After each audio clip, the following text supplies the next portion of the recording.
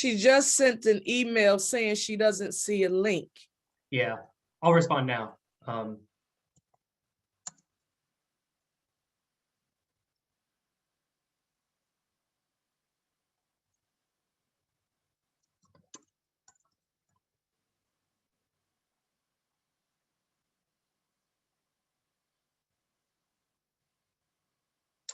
Hi, everyone.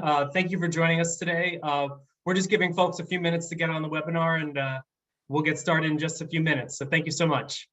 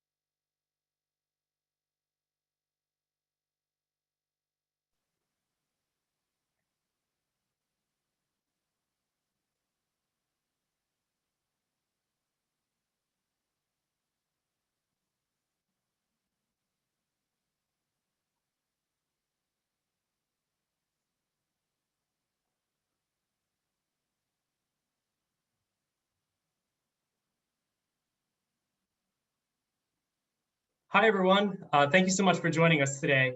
I think the participant level has started to level off, so we're going to go ahead and get started. And my name is David Sanchez. I'm the Director of Research and Development at the National Community Stabilization Trust. We are so grateful to be helping to sponsor today's event alongside the Middle Neighborhoods Community of Practice, NeighborWorks America, the Center for Community Progress, and the Lincoln Institute of Land Policy. And obviously that's a fair number of groups, but I think it illustrates both the really the relevance and the importance of this topic that we're here to talk about today, and the timeliness of Alan's research. So I'm going to kick us off just by saying a few words about the Middle Neighborhoods Initiative, and then I'll introduce our host, Keith Boykin, who's going to introduce, sorry about that, my dog's barking, introduce our panelists. So the Middle Neighborhoods Initiative is two components. It's both a national initiative as well as a community of practice. So at NCST, we coordinate the national initiative, which is focused on mobilizing attention to middle neighborhoods and elevating the importance of them, and also the importance of investing in them in order to really stem the decline of middle neighborhoods that we're witnessing across the country today. So the national initiative is coordinated by my organization, the National Community Stabilization Trust, and advised by a steering committee of 20 prominent researchers, practitioners, and policymakers. Next slide, Ann. In addition, this webinar is also sponsored by the Community of Practice, which is an informal facilitated network of about 300 practitioners who work in middle neighborhoods. And we all join together to share learnings, to talk about best practices, and also to continue to mobilize support to reverse the trend of the disappearance of middle neighborhoods. And the COP is graciously supported by NeighborWorks America. We'd encourage you, any of you who aren't members of the Community of Practice yet, to join us, and you can do so at middleneighborhoods.org. Next slide. The last thing that I'll say before I introduce our hosts today, normally we do a little more background on middle neighborhoods, but you're going to hear a ton today from Alan and all the other panelists about the trends and the trends of decline and what's going on. I will say that one thing that I wanted to highlight is We have a map that provides a portrait of middle neighborhoods across the country. We have recently added into that map data on the percentage of each. So the map is organized by census tract, and we have added into that map, as of yesterday, data on the percentage of the population of each census tract that identifies as Black or African American. And in the coming weeks, we're going to be rolling out some data visualization features that'll help you really explore that data and get a portrait not just of middle neighborhoods across the country, but also specifically enable you to explore Black middle neighborhoods. You can find that link at middleneighborhoods.org or at middleneighborhoods.reomatch.com. Before I hand it over to Keith, our moderator, I'll just give you an introduction to him and his background. So Keith Boykin is a CNN political commentator, New York Times bestselling author, and a former White House aide to President Bill Clinton.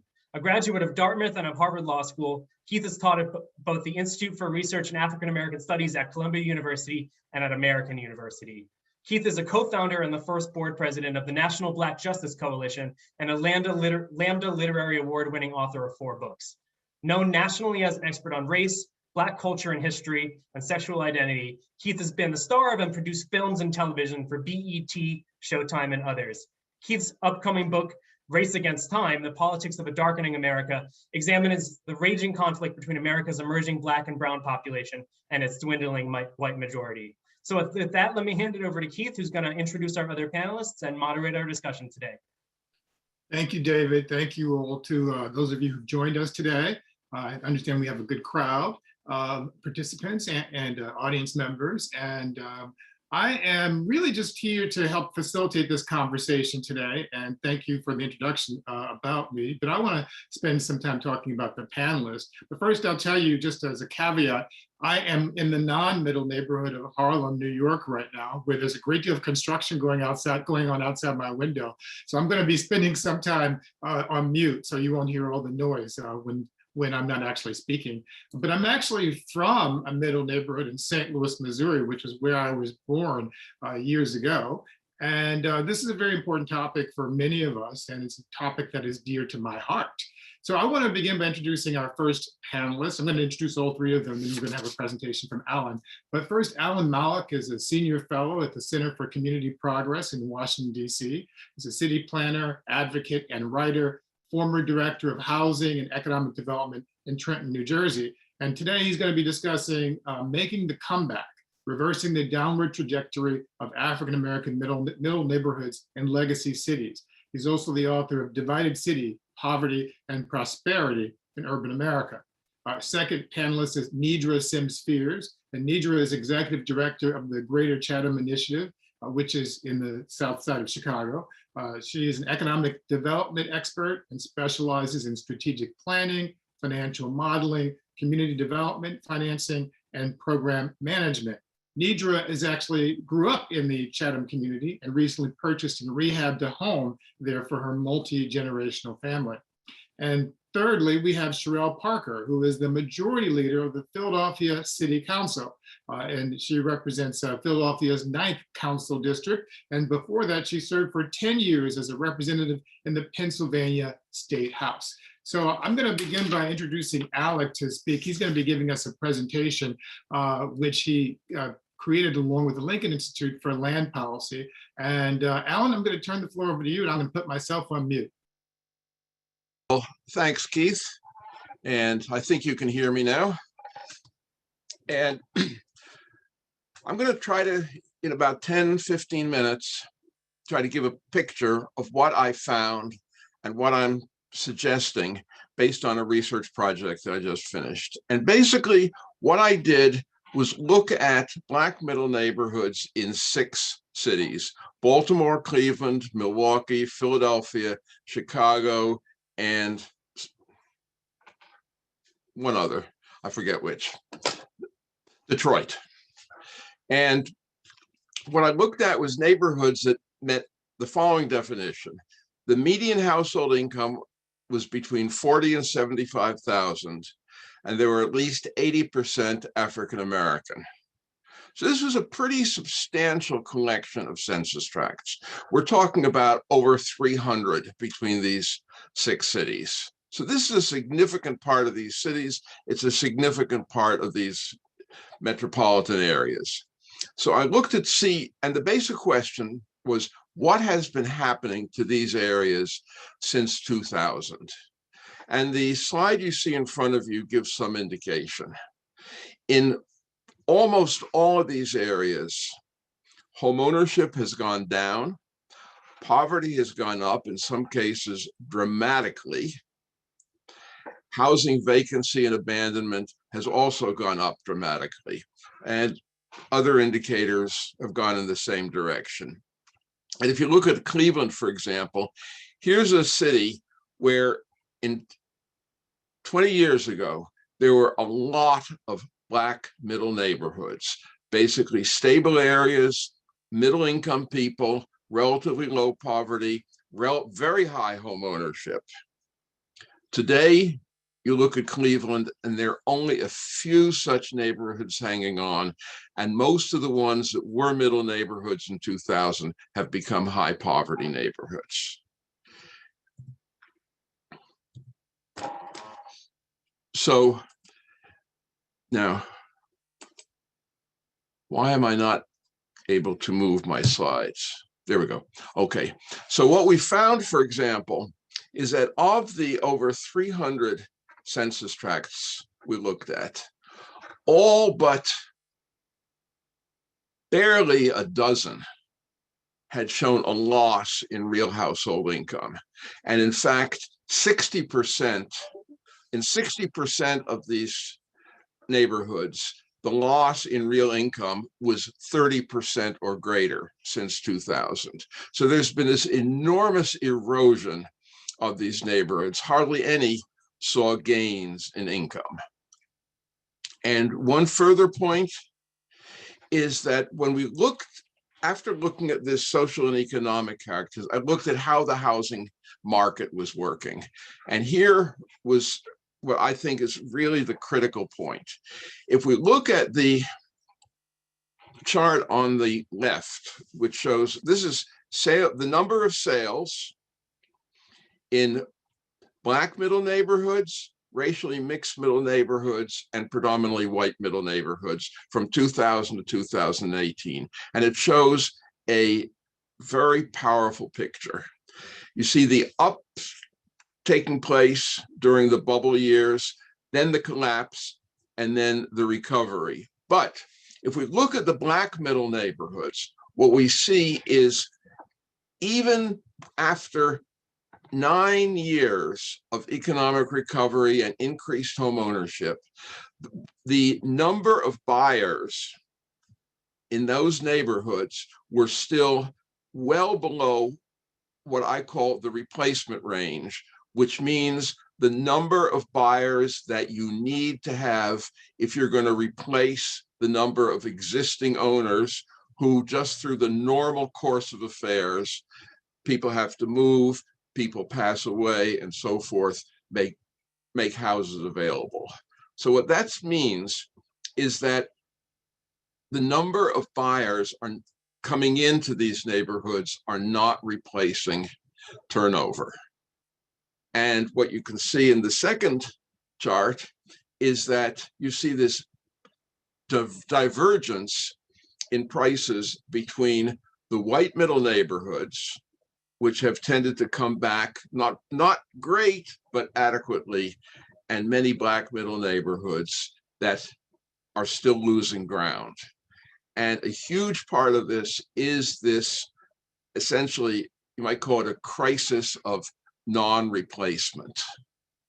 So I want to talk about that because I think it's really central to the issues. And when I say that, I don't want to minimize the larger structural issues that are going on underneath and behind and all around, because it's not simply a narrow question of this or that, but at the same time, this is a very specific trend that is happening in recent years and that I believe can also be addressed by people working in Black middle neighborhoods. So I think it's very important.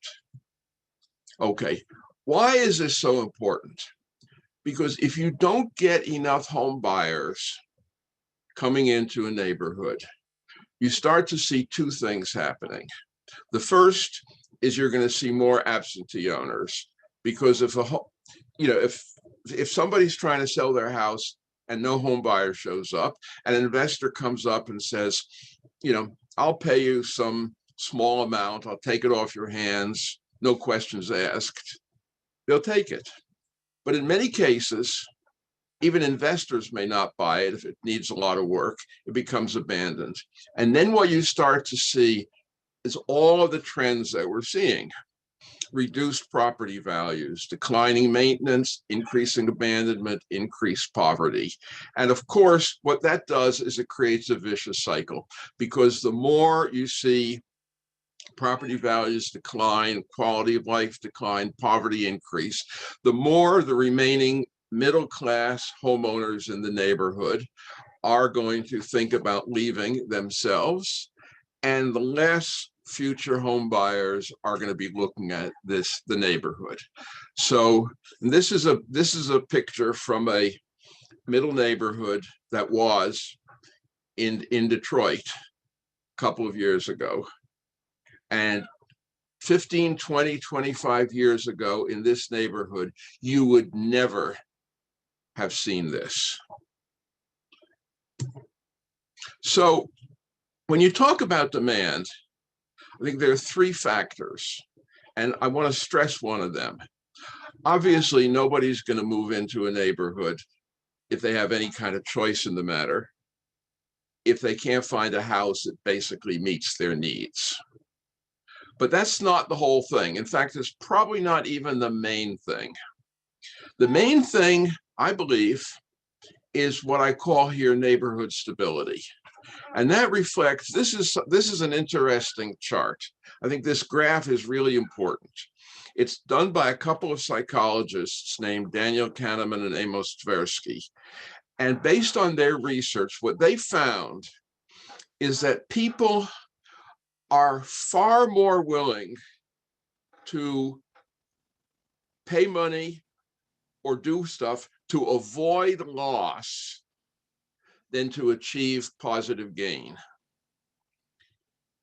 And when you translate that into a home buying decision, what that means is that people looking at a neighborhood are much more concerned with finding a place that doesn't have negatives than actively looking for positives. So what this means is, again, stability means not having the negatives that keep people from wanting to live in the neighborhood. And that's what neighborhoods compete over. Which one has fewer negatives? Then after that, then they compete on amenities like parks or transit or all of the good things that people also want. But the absence of negatives comes first. So when we look at the challenge, I'd say there are 6 separate features that we should be thinking about as we try to make the comeback for these neighborhoods. Clearly, rebuilding the housing market and drawing more home buyers. Because one of the important things is, yes, we need to create more home buyers. There are many African-American people who are not able to compete in the market and become homeowners, whether for lack of access to capital, lack of down payments, credit issues, all kinds of issues. But there still have been a lot of Black home buyers in the market in recent years, but they're not buying in these neighborhoods. Compared to 15, 20 years ago, they're much more likely to buy in suburban communities and more likely to buy in racially mixed neighborhoods inside cities. So rebuilding that market and drawing people back is critical. Quality of life is critical because these are the things people look for in a neighborhood. Building a stronger neighborhood economy and developing human capital, because one of the things, and I've seen this, people fall into this trap, is it's one thing to try to attract people into a neighborhood, but if you don't work with and build the capacity and the commitment of the people who already live in the neighborhood, you're missing a critical part of the picture. And so building stronger community institutions, stronger cohesion within the community is critical. And then finally, and this is one of those things which involves, walking and chewing gum at the same time, how being aware of the larger structural issues that affect these neighborhoods and addressing them, but not letting that get in the way of the specific things that you can do, even though we exist in a world where structural racism is a reality. So finally, this is more of an illustration than anything else. It gives an idea of the kind of programs, the kind of activities that neighborhoods can pursue in terms of trying, in this case, it has to do with rebuilding the market. And in the report, there's a great deal of detail about lots of different neighborhoods and lots of different types of strategies and approaches that people can consider. But all of these are relevant. I suspect nobody can do all of them, but they're all worth considering. And the key thing for any community organization, any CDC, anything, is to figure out what are the ones that are most likely to have the impact in my neighborhood and how can I make them happen.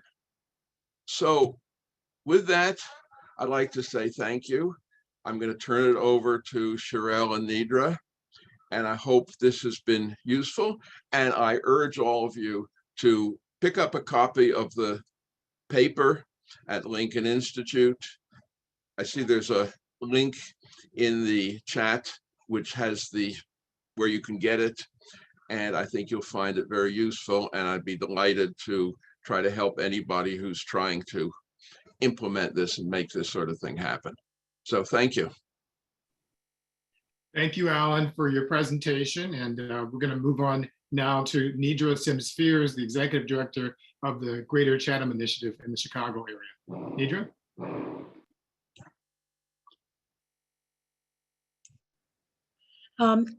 Thank you so very much. So good afternoon, everyone. I'm Nidra Fears. I'm the Executive Director of the Greater Chatham Initiative.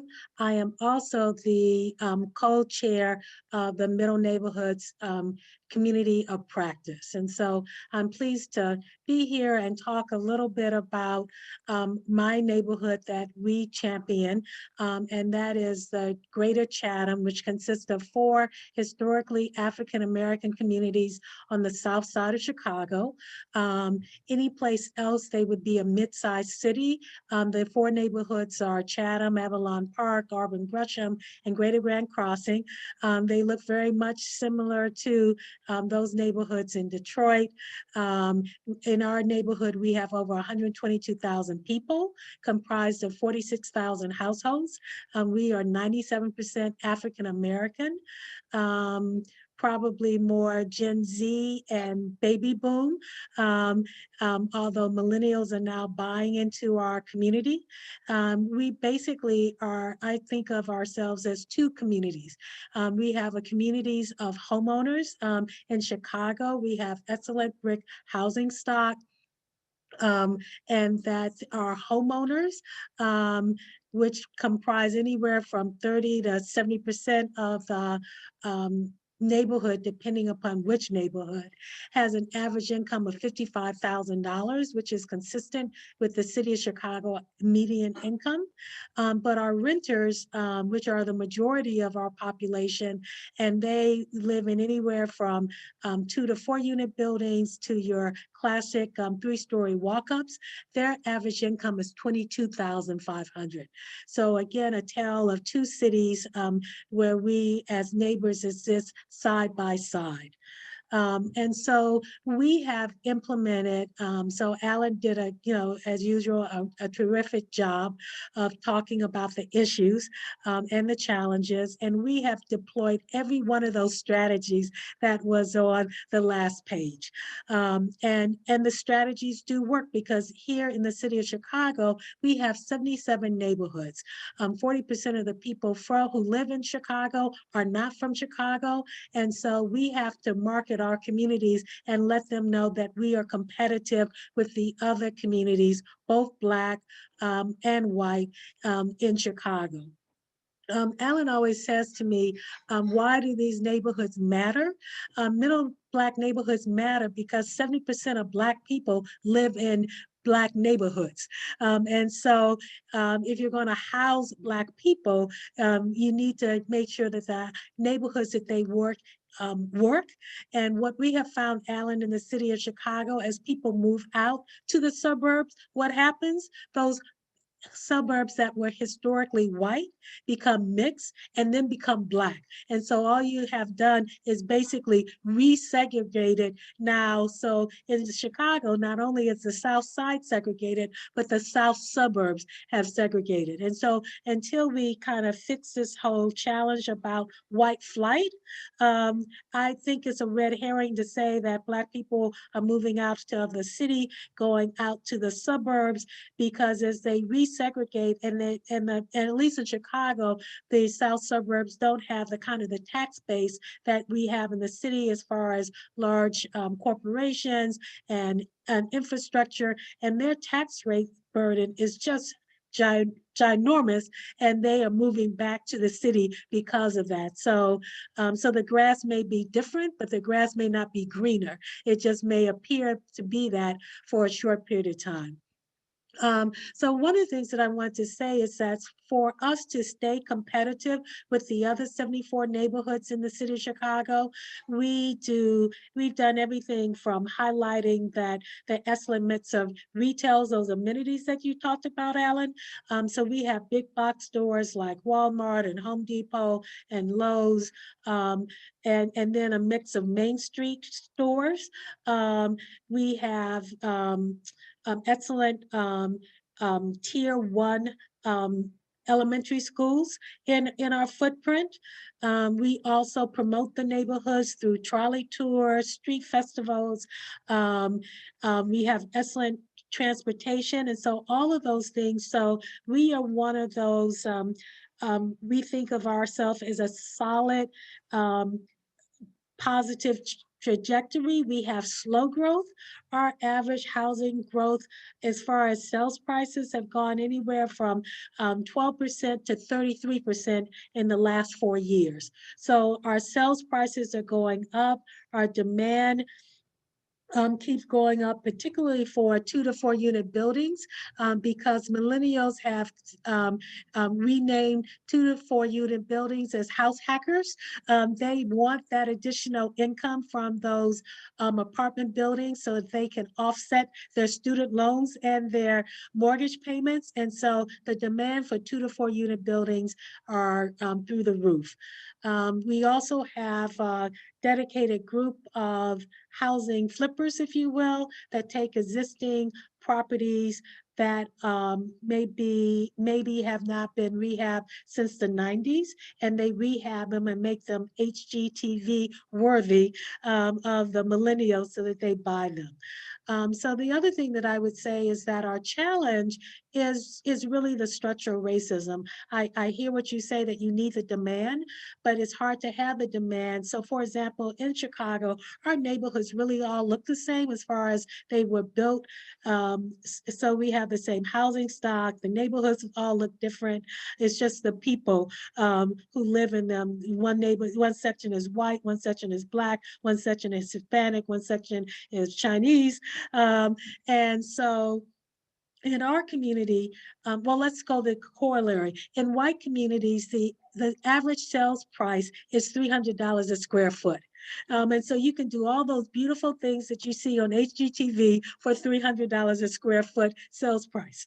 In our neighborhood, in the house that I just bought, our sales price is about $100 to $110 a square foot. So I'm missing 2/3 of a piece of the pie, if you will. And so because there is a limit of what that house is going to appraise for, there's a limit on what you can do. And so what people do basically is work to decrease the price that people can sell their price for, so there's room for the developer to make money to sell it to the new millennial.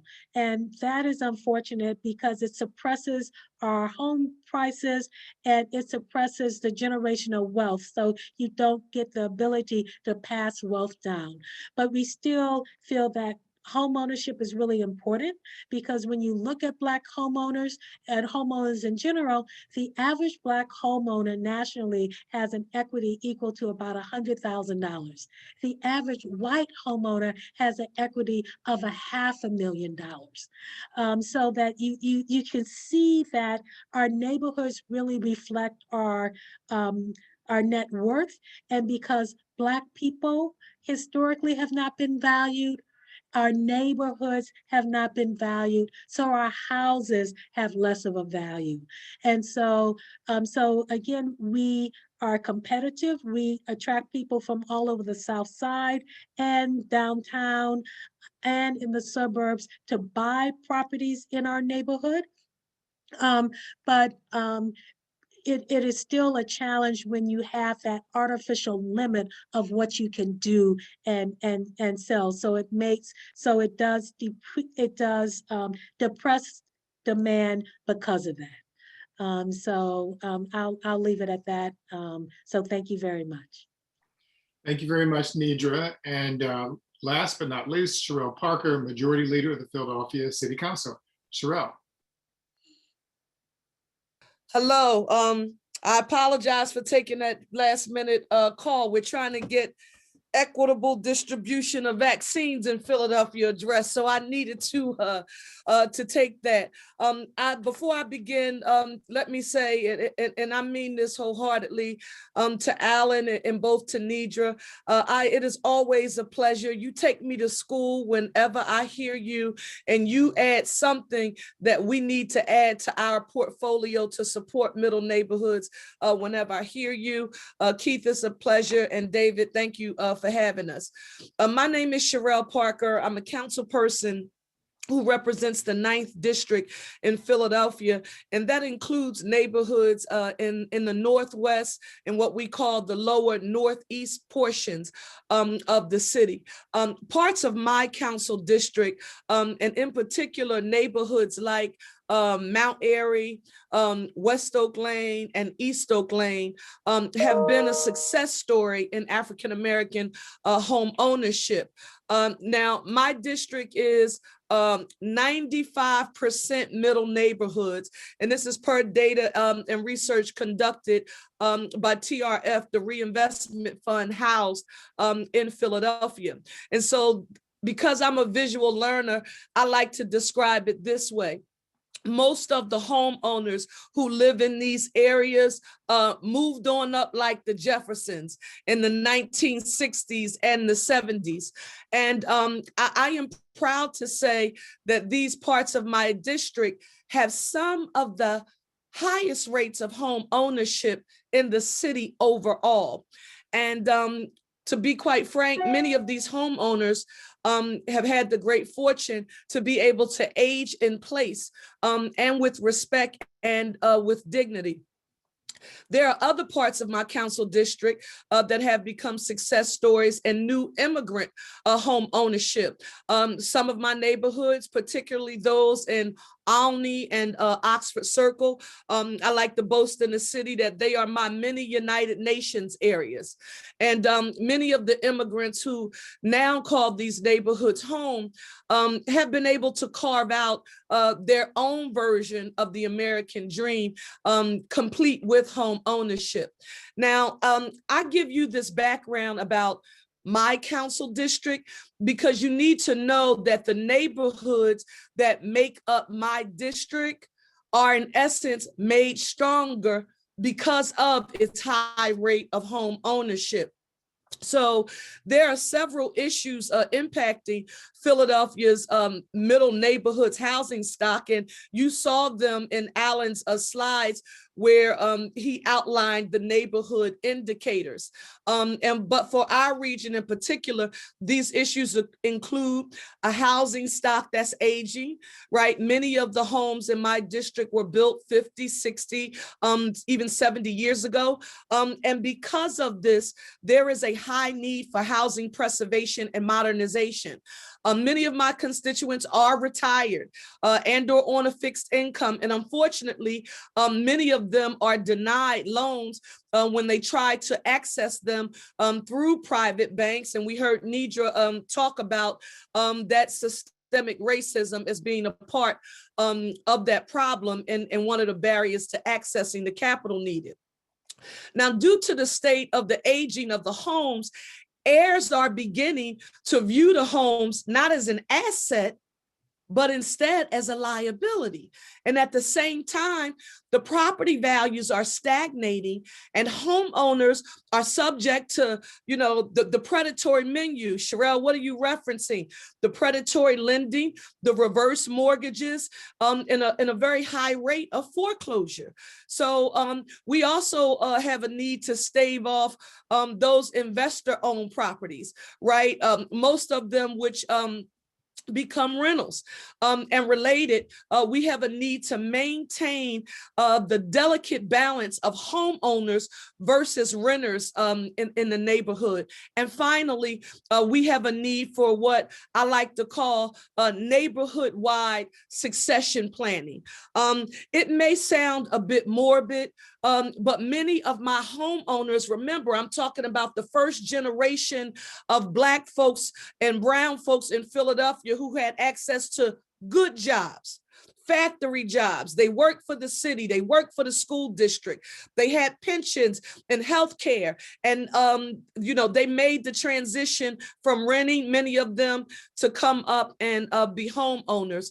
And the fact of the matter is, in some cases, some of them may not even be around in 10 to 15 years. And related to this, we need to create a neighborhood-wide marketing plan to attract new homeowners. And this is something that we've been working on, and it's been a really interesting dynamic in the city. The last piece about this that I want to note for the record is that in many cities, local governments and those advocating for more affordable housing have often created a false narrative about it being those who have a little bit versus those who have not. And these two constituencies begin fighting for scarce resources, and those who are homeowners in middle neighborhoods are told that their communities are okay, and the focus needs to be on providing the building of new affordable units. And that's something that I look forward to addressing during the panel discussion. Thank you. That'll end my opening remarks. Thank you, Sherelle. And before we begin our discussion, I just want to go back to Nidra and ask a quick question. Nidra, are you there? I am here, thank you. I just want to ask, and I mentioned in your introduction, the bio, that you recently purchased and rehabbed a home there in the Chatham area. Is that the home that you're in right now? It is. Beautiful house. I just wanted to say that. So Thank you. I was wondering if that was the same place, but thank you for answering the question. So I want to begin by asking you a question now, Alan. The cities that you researched in your study, Baltimore, Philadelphia, Chicago, Milwaukee, Cleveland, and Detroit. They're all cities that are northern or northern-ish cities. And it reminds me of something that I just read a book a few weeks ago from Charles Blow called The Devil You Know.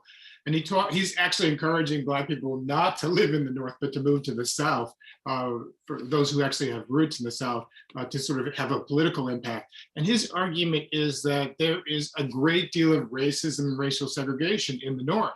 So I'm wondering if you would find the same trends with middle neighborhoods in the South, or is that something that hasn't been researched? Okay, I haven't researched it, and I really focused on those northern cities for a couple of reasons. One, these are the cities that had the major sort of industrial history and were the main focus of people coming up during the Great Migration.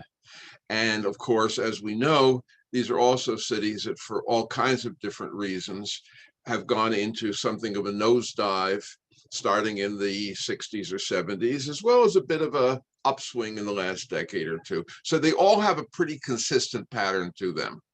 And I think southern cities, there are cities like Birmingham that probably are a whole lot like the northern cities in terms of the dynamics, but then other cities like Atlanta or Charlotte and so forth could be completely different. So I really don't have a good handle on how these dynamics are playing out in southern cities. Okay, sort of a follow-up on that. This is for everyone too. The other thing I'm sort of wondering too is, I think Nidra mentioned the whole idea of structural racism and as being an enormous factor in terms of impacting middle neighborhoods. And your study, Alan, focuses on a period between 2000 and 2018. So my question is, structural racism has existed since the beginning of the country. Why is this downward trajectory beginning now between 2000 and 2018? Or did it exist before, or just wasn't captured before? Let me say a couple of things, then I'm sure Nidra and Sherelle have lots to add. Okay, I think this is a really important question because yes, I mean, we've had structural racism in this country, you know, since the Pilgrims or since before, since the first slave ship arrived. But this is a recent trend. These neighborhoods were, some of them were struggling, some of them were thriving, but they were all basically hanging in until some point around the 90s, 2000, 2005, maybe somewhere's in there, things started to go bad. And I think first, obviously had an aging out problem. And, you know, aging out myself, I can talk about this without feeling embarrassed. The second, you saw, I mean, subprime lending and everything just wreaked havoc on these neighborhoods. The Great Recession impacted them more than disproportionately compared to a lot of other areas. And then I think, and again, I don't know if it's connected to those, but you do have a significant shift in where Black home buyers are buying compared, say, if you take the period before the Great Recession and the foreclosure crisis, and you compare it, say, to the last 3 or 4 years, it's a very dramatic shift. And so all of these things have kind of come together. And I think the aging of the housing and the aging of the population, which Sherelle mentioned briefly, is another part of it. And these neighborhoods had a lot of stresses to begin with. And this is where the structural racism comes into play. Because even though they were hanging in 2000, they were, you know, subject to a lot of stresses because of difficulty in getting capital, the residents' difficulty in keeping their jobs, and a lot of other factors, which all played in to, I think, what happened after 2000 is the stresses just overloaded the system, and the neighborhoods couldn't fight back. And Sherelle and Nidra, do you want to sort of answer a little bit about that whole sort of structural racism issue, how that is affecting this? And Sherelle, do you want to go first or shall I?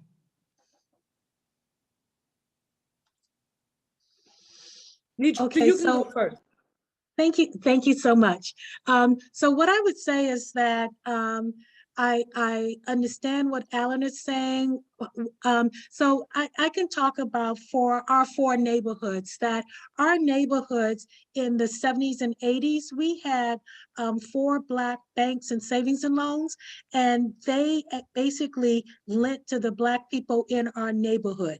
And so it was a different dynamic when you had Black financiers and mortgage bankers loaning to Black people. In fact, those institutions are the ones who would be responsible for heralding the growth of our neighborhoods in the 70s, 80s, and 90s. When we had the last recession with the demise of a lot of the banks, that was the death knell of our Black financial institutions.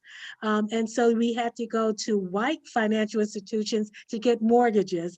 And with that, I would say we started getting this dual lens. Now, we always had our appraised value a third less than our white counterparts? Yes. Was it exacerbated when we got rid of our Black bankers and we could only go to our white bankers who are not from the area, don't understand it, have a bias against it? Absolutely, because we have some great research institutions here. The Metropolitan Planning Commission did an analysis, and what did they find? That for every 10 private investment dollars in the city of Chicago, 7 are in white neighborhoods and 3 are in Black and Hispanic neighborhoods. What they found overall is that investment follows white people. It doesn't matter, all things being equal, it follows white people. So that inherent bias that is in the system, when it's not coupled with having strong Black financial institutions that can lead the way, we frankly just get the crumbs off the table. Well, I want to follow up on that. I'm not sure who wants to answer this one too. To what extent is this a problem, especially the problem since the Great Recession, of a reduction or diminution of investment from the federal government or state government, or you mentioned as well corporate partners, but to what extent is the government not doing enough, and how does the Neighborhood Homes Investment Act play into this? So let me start here, and I've got to go back, Keith, to the last question pretty quickly, and just state that it's been a perfect storm. I don't want us to take lightly, what happens when a community is intentionally targeted. And Alan, you mentioned this. Think about those subprime mortgages, specifically targeted to these communities. Then think about the reverse mortgages. Everything that you can think of, every tool possible to extract equity out of the properties, to take away generational wealth. It was, whether or not people think it was intentional or not, it is all seeming to be coordinated to extract equity. And Nidra mentioned this, and this issue is, pretty close to my heart right now, because we have TRF conducting a study in the city of Philadelphia about the appraisal process. So in Philadelphia, 95% of the appraisers are white and only 5% Black. And so we looked at a case in California where a biracial couple, adds $500,000 worth of improvements to their property. They get the property appraised, and it only comes back with a $100,000 increase in value. The African-American woman partner in the marriage decides to remove every picture and any symbol that a Black woman lives there. And then tells her white girlfriend to go in to show the house, and the value goes up 50%. 50 more percent. And so we have to acknowledge that that's real. In addition to that, as it relates to, and I want to speak specifically to local government. Number one, there has never been an intergovernmental approach to trying to sustain or preserve the housing stock in these communities. Because remember, these are the people in many instances who work, but they make a nickel over the income eligibility guidelines to be eligible for many of the programs that cities offer to improve their homes. And what local government has done poorly, I think, over the past 2-3 decades, I know here in Philadelphia, we've pit that constituency against the constituency that I would consider to be in deep poverty in the city of Philadelphia. And we've said, you all up there in those zip codes are all right. We need to focus on just that those that are in deep poverty. And we've got to find a way to change that narrative and not be guilty about saying it's not either or, it's and. We have to do both. Thank you, Sherelle. I don't know if Alan, you want to say something about that as well, but I want to ask a question, sort of follow up on this conversation about what's happening with this. You mentioned something, Sherelle, about the reverse mortgages. I hadn't thought about this before. Are the reverse mortgages that you see advertised from Tom Selleck and other people on TV, are those being targeted toward African Americans, or are African Americans disproportionately the ones who are taking advantage of those programs? Absolutely, Keith. And in Philadelphia, again, TRF, we had a study conducted, and because we know that the homeowners in middle neighborhood is in Philadelphia, they are our senior citizens. And because they are 65 and older, the reverse mortgage product, it is targeted specifically for that constituency. And so when you go back to the early 2000s, when people told us that the market wasn't going to crash, they told us that the market will correct itself, Sherelle. All they did was continue. I mean, I don't know if you remember him saying that. That's what they told us. And again, it just continued to draw equity. And Keith, talk about the deceptive marketing practices. The people, I mean, I see like the Fonz and a guy named Magnum PI, like all of these people we watched growing up, and that this constituency knows they're marketing this product that's extracting more equity out of the Black middle neighborhood community. Thank you. So Alan, I want to ask you a question. In your presentation, I noticed something you mentioned about increasing neighborhood curb appeal.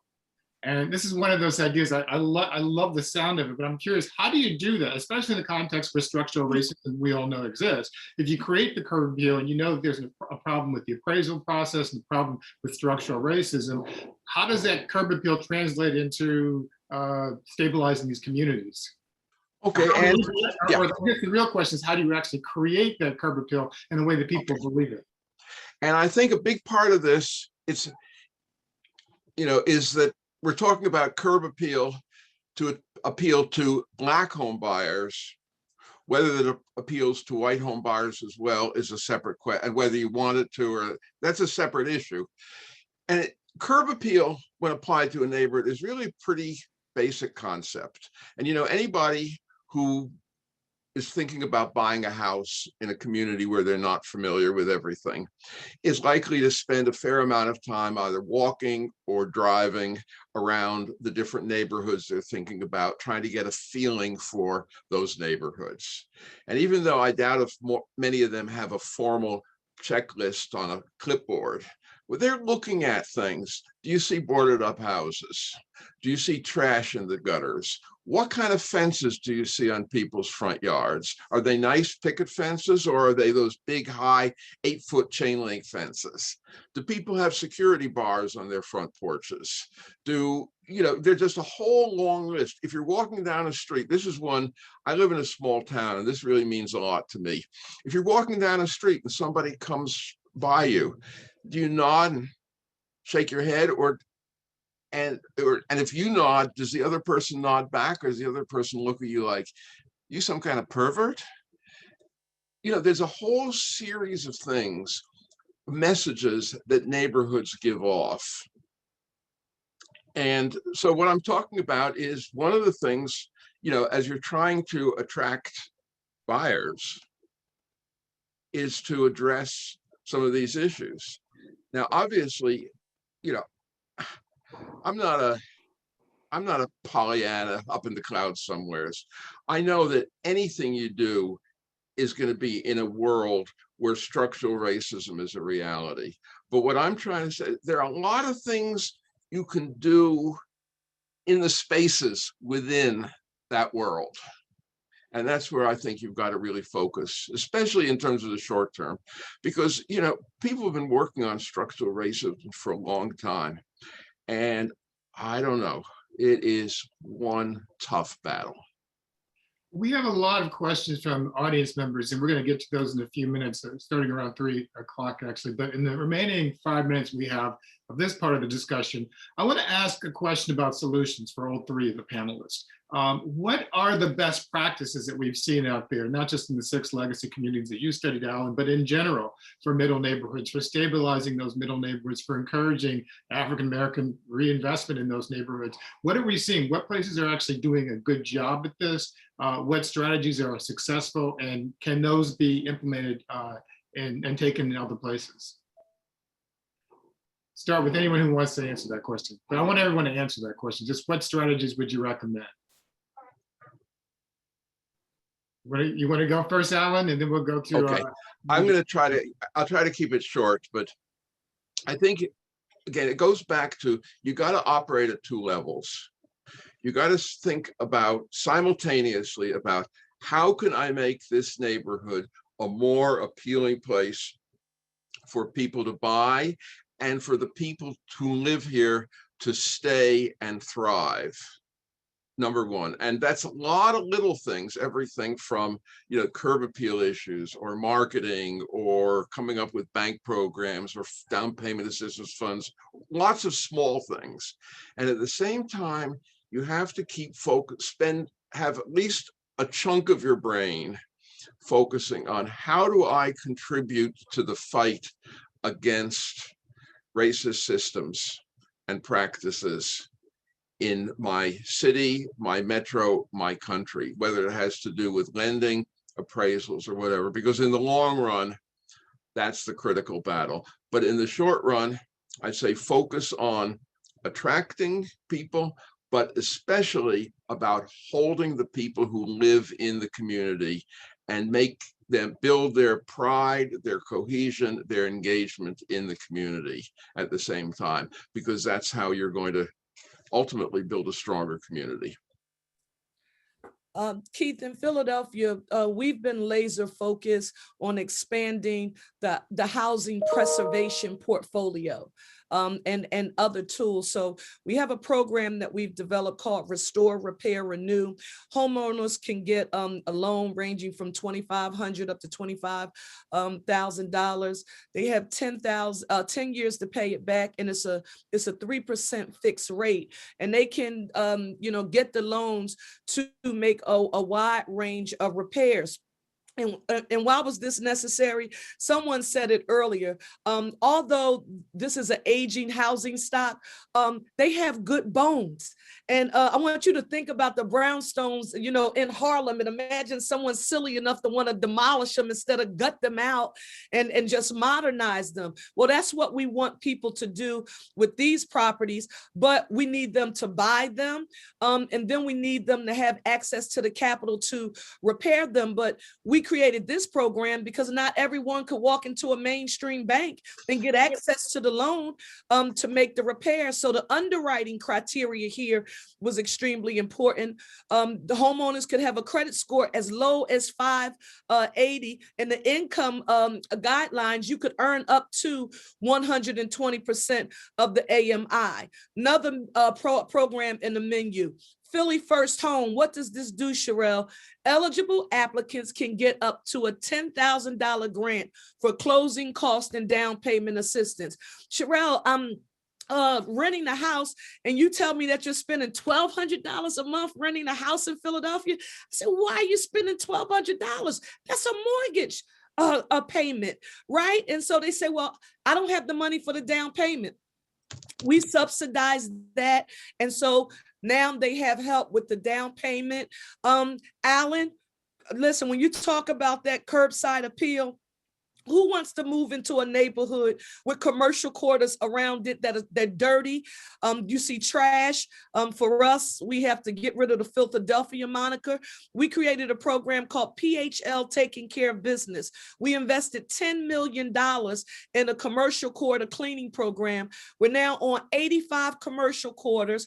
We've employed up to 200 people making $15 an hour, and we've done Rebuild, a major investment to rebuild parks, rec centers, and libraries to improve these facilities so that these neighborhoods have modernized amenities. Amenities and curbside appeal and safety, they all matter.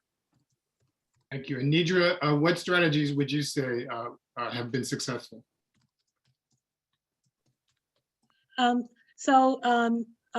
Representative Sherrill has just been so on point. We're doing all of that and more in the city of Chicago. So you need a lot of tools in your toolboxes. The down payment assistance and closing cost assistance programs the banks have, and the state in the city of Chicago have a plethora of those that are available. We have the improvement of the corridors. I just put in a link. Our organization just won a major award for improving one of our corridors by creating a beautiful boardwalk where we made the corridor look festive and inviting. We work with restaurateurs to make sure that they're providing the types of food that people want, and particularly during the pandemic, that people can order and get food delivered. We have a workforce development program so that people in the neighborhood can be employed and get good middle wage jobs in the community. So it takes all of those things just to stay even. Because again, I think we talked about government programs, and you have to understand that the government is a fraction of the total economy. Because we don't get private investment, that is where we are lacking. And so as a Black woman, so I want to just go back to one of the things that you said about, kind of this perfect storm. When we've done an analysis of our community, what we have found, what hurt us in the last recession is the loss of manufacturing jobs, those good paying jobs that you did not need a college degree for, and you could support your family and make $50, $70, $100,000 a year. When those went, that really broke the back of the Black middle class. And now that Black women are the major wage holders, and Black women get paid 62 cents on the dollar compared to white men. So just think where you would be if you were missing 38% of your paycheck every week. So for me, it's the structural racism is so important because it really drives everything. You can't get a loan for a business until you could get a home equity loan. Well, if your house doesn't have that kind of equity, you can't get a business loan. You can't send your kid to school, and when you get paid 62 cents on the dollar, you can't build the generational wealth. So we do need to look at all of the tactical things that are important to move the community ahead, such as down payment and business development loans and corridors. I would say the PPP loans in our community for the businesses that we work with were the lifesaver. It was the first time, as far as I'm concerned, it was giving Black entrepreneurs our 40 acres and a mule. All you needed to do was to produce the paperwork. There was no one asking you what your net worth was, what your credit score was. All you needed was the paperwork, and you got funded. And because we still have local institutions that are very supportive of Black businesses, they took their PPP loans, and instead of putting them on the bottom of the pile, they put them on the top of the pile, and they processed them, and it helped our businesses that are along our corridor stay stable. So I cannot emphasize enough the importance of having vested local financial institutions. The big banks have their place, but they often don't support our places. And so we need people that support our places in order to continue the place keeping. Thank you very much. And as I listen to all the construction that's going on in my neighborhood right now in Harlem, I'm going to invite David back in to help moderate the Q&A session. But as I listen to all the construction going on in my neighborhood right now, I'm thinking about the fact that once you start having investment in a community like this one, for example, that has always been a traditionally Black community, then you start getting more white people who move into those communities. And then it becomes unsustainable for a lot of Black people to stay in these communities because of the problem of gentrification. And I know that that's a question some people have as well. So I want somebody to respond to that whole issue of gentrification. Then I want to talk about the COVID issue and how that's impacting people. So David, are you there to help facilitate with the question and answer to? Yeah, absolutely. I think that's a great place for us to start, though, Keith. Thank you. Okay. Let me say a couple of things about that. And I think, New York City is different. Okay. Yeah, it varies. Every city is at a little different level. Places like New York, Washington, San Francisco, Seattle, these are off the charts because you have these, or at least did until the pandemic, thousands and thousands and thousands of young, predominantly white people with a fair amount of cash, good earnings, coming into these cities and basically crowding everybody else out. When you go around to other parts of the country, it's a mix. Some cities will have a little of that. Some cities will have very little. In Detroit, for example, the amount of gentrification in that sense is extraordinarily small. In Cleveland, it's very small. Chicago, it's kind of somewhere in between. So, and also in cities in the heartland, if you will, it's a much slower process. It's a more manageable process. I've studied gentrification in St. Louis, and the interesting thing is in a neighborhood which is clearly gentrifying, clearly drawing middle-class people. They still are large African-American populations, and the houses are still affordable to middle-income people. So it's a very different phenomenon. So you really have to look almost at each city and see how the dynamics are playing out in that city. That is interesting, Al. I just want to follow up again on St. Louis because that's where I'm from. My mom was born in a house not in a house, but in a neighborhood in the Ville area in St. Louis, which is where I live. And if you go on Google Maps, the home where I was listed in my birth certificate, 3012 Vine Grove, the whole block is gone. That house is there, but the house next to it is gone. Every house across the street is completely gone. And this is used to be a Black middle-class neighborhood. And now if I go down that street, I used to play on the street as a child, you find nothing there. It's been decimated. And there's a lot of problems involved here in terms of creating that. And I saw somebody said, yeah, to the Ville here. Somebody's still there, so that's good. Oh, there, yeah. Let's talk about COVID. What impact has COVID had on these Black middle neighborhoods? I want to add here, Alan, I want to keep going back to you're talking about curbside appeal and just overall neighborhood stability. We can't talk about the quality of the housing stock without mentioning the commercial quarters. And when I look at how COVID has impacted our neighborhood base of businesses in middle neighborhoods, they've been hurt significantly. Now, unfortunately, our process did not run as smoothly as what Nidra described in terms of our particularly Black and brown small business owners getting access to those PPP loan dollars. Instead, what we saw is that those small businesses that had an accountant and a lawyer and or for a grant writer under retainer, they had the technical capacity to complete the paperwork to even begin to qualify for any of those loans. So we had to stand up our own program here in the city of Philadelphia. Kudos to our Commerce Department and state legislators working with our governor. So we had sort of a state local program that was filling the gaps specifically for Black and brown businesses because they were not being positively impacted in an equitable way with the federal dollars.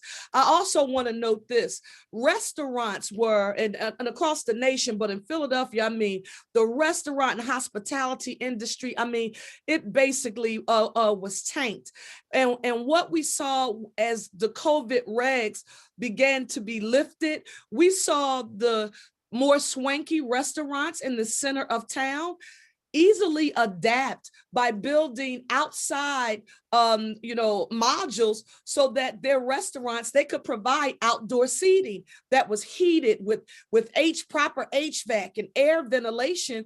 But here the neighborhood restaurants, they were still shut down and trying to adapt their windows. They were sit down. Now they're only doing takeout, but they didn't have access to the same capital to build those outdoor units. So we in Philadelphia now are trying to change that, do a little bit of what Nidra said and say, listen, let's take the architectural design of what you did in Center City.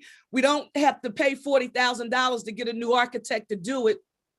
Build the model uptown, hire Black and brown people who live in these very communities as apprentices to help build the models. So we get skills training, but we also get to equip small business owners in these neighborhoods with tools so that they can provide the kind of amenities that Philadelphians are flocking to in gentrifying neighborhoods and Center City. And Nidra, are you there? Yes, I'm sorry. My internet is not happy today. Our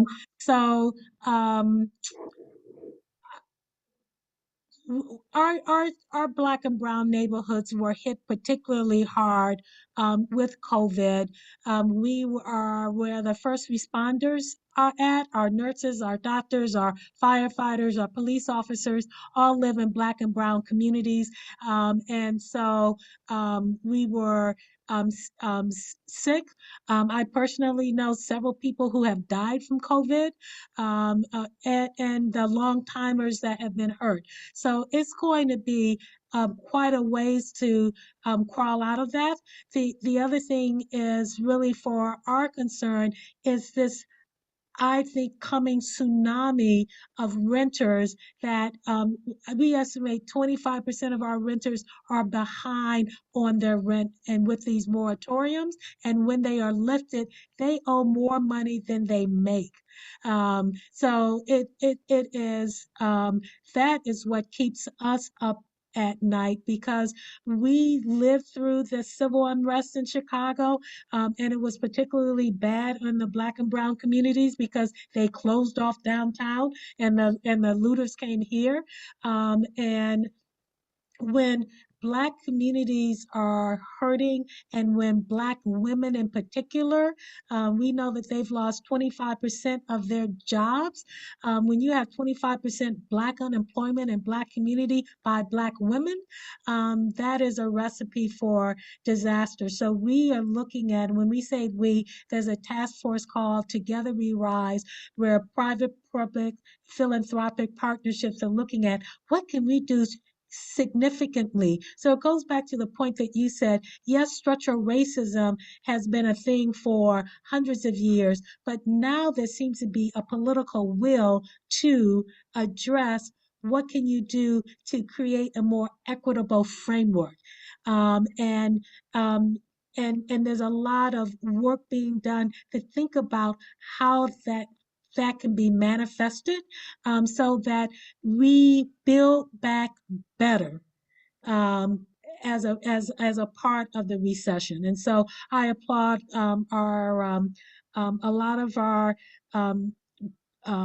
institutions. I mean, our downtown has been devastated. You go downtown, those swanky restaurants that Sherelle was talking about, they're closed. They're gone. I mean, they're so, and it's the neighborhood restaurants that are thriving because that's where the people live, and that's where who we are being, who people are patronizing. And after the civil unrest, when we lost literally a third of our grocery stores, people went to restaurants to eat because literally that is where the food was. Um, so, um, but the restaurants that have some who are still standing, their sales are increasing. They took over that market share of those people who have closed, and particularly this is a moment for the 21st century digital divide. That knowledge economy, this pandemic turbocharged that. So those investors, those entrepreneurs that were able to pivot and take advantage and get into the digital game and be on the top of it, they're doing very well. And so so it's a great opportunity for those people. All right, I have a question here from Heather Wilcox from Jackson State University in Jackson, Mississippi, and she asked whether historic preservation has been successful in African-American middle neighborhoods and whether that can be used as a catalyst for economic development. So anyone have any answer to Heather's question about historic preservation? If not, we attempted to use a tool here, you know, in the city of Philadelphia to prevent. I mean, Keith, again, I'm thinking about those beautiful brownstones in Harlem. We had a developer who bought one, but you know, he could legally build 4 new properties on the lot. And we tried to use the historical preservation as a tool to sort of delay demolition. But some of our churches we've seen in the city of Philadelphia, to be quite frank, have attempted to use it as a tool. I would argue it hasn't been used as frequently in Black middle neighborhoods as we've seen it used in our center city area and or more other affluent communities. And a question here. Right. And I would say in Chicago, so we have the downtown loop, and then we have the first rung neighborhoods right outside the downtown loop. And I would say that they're the ones who, if they're interested in historic preservation, that has enough appraised value to make it worthwhile. So you have those preservationists, and there's in what's Bronzeville, which was traditionally our Black belt, many of those, a good number of those homeowners have preserved those beautiful gravestones that are there. But in other areas where the appraised value is not sufficient, even with the historic tax credits that you can get, it's just not enough to close the gap between what needs to be done to renovate those properties, to bring them back to historic standards. It's the market cap, again, just gets in the way. Thank you. My father used to live at 69th and Cornell in South Shore area of Chicago. Sure. Is that considered, I mean, that was like 10 years ago. Is that considered a middle neighborhood or no? So I would say that that's our South Shore neighborhood, and unfortunately, one of the legacies that the city is dealing with is that when they basically, literally and figuratively blew up public housing, they thought that those Black residents would go to the suburbs, and where did they go? They went to middle class neighborhoods, and so because they were less skilled, they have resulted in the decrease in the median income in those neighborhoods. So South Shore is a mixed story, but what I would say is that this is where private sector investment is so important. The Obama Center, the Obama presidency is building the Obama Center on the south side of Chicago, and it's it is not in Hyde Park, but it's in Jackson Park, which is just it's adjacent to it. And so it is the largest private sector investment on the south side, period. And just that and the Tigers Woods Library, which also is in South Shore. And so just those two major projects have stimulated the investment in the interest in investors in our community and the upward rise in the appraised value. So again, it is where I would hope that our private sector folks would consider investing in the South Side. We just had Discover, the credit card company, make a commitment to put a call center in our community where they're going to provide 1,000 well-paying jobs. So again, what we need is private sector commitment on a grand scale, like the Obama Library, like the Tigers Woods Golf Course, because it is a rising tide that lifts all boats, because government in and of itself and philanthropy, they just don't have that kind of heft. They can help steer the direction of the boat, but we need a big yacht to help move our communities along. Thank you, Nidra. And I'm seeing here a question from Carol Gilbert, who's asking us, I guess from Baltimore, Maryland, that a lot of lower income households have difficulty untangling their title, Carol says, to gain formal ownership of homes that they've inherited from relatives and may have lived in for decades. And I guess in Baltimore City that there's some program to help deal with that, an initiative called My Home, My Deed. And is that a helpful option for other communities? I think that's an issue. Some cities, it might be a relatively small issue. Some cities, it's a big issue, but it's an issue just about everywhere, because you have situations where people kind of, a lot of things, and it really starts out where people do not have wills and informal intergenerational transfers take place, and they're not recorded or they're not formalized or what have you. And then 20, 30, 40, 50 years later, it all comes home.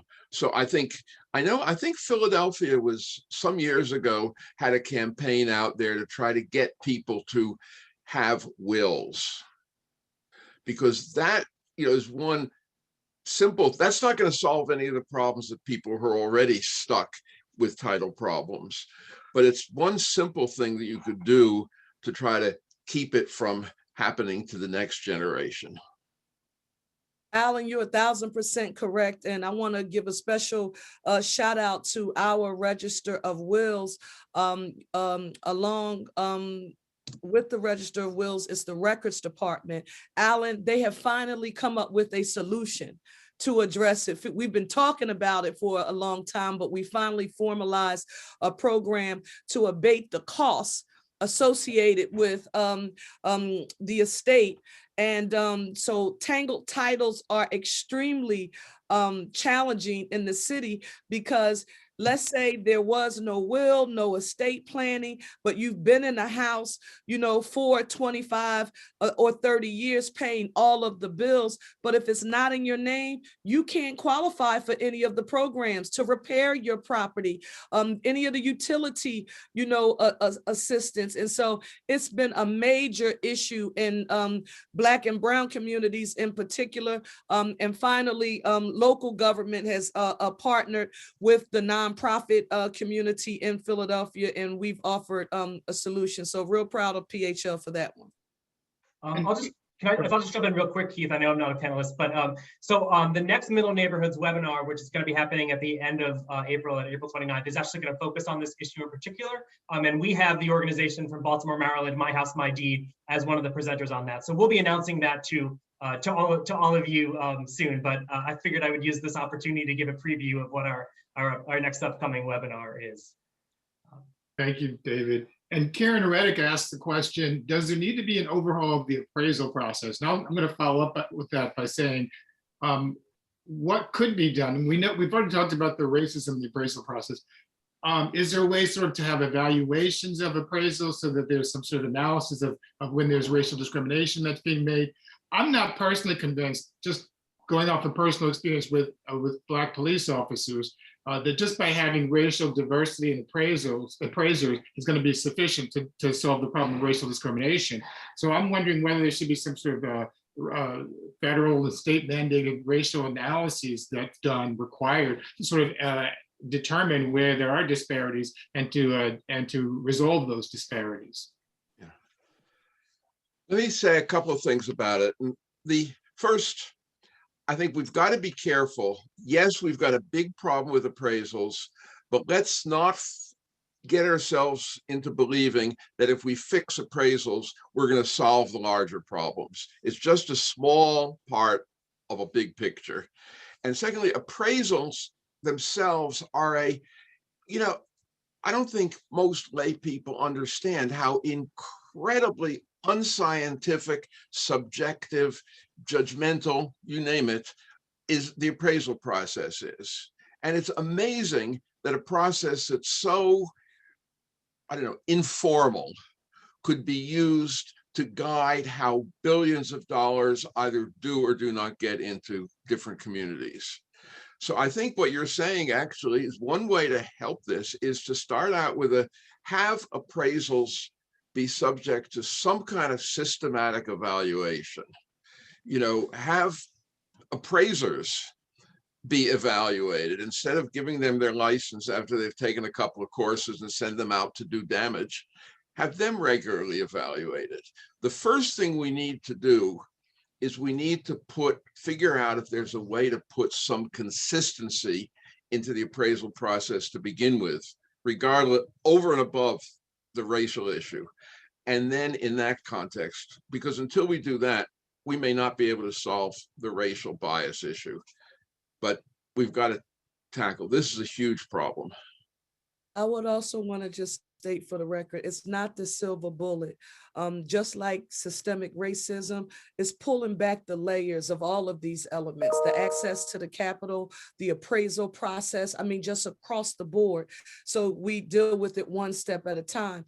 But I would also argue that with 95% of the appraisers in the city of Philadelphia being white, in a city that is over 46% Black, that is a problem.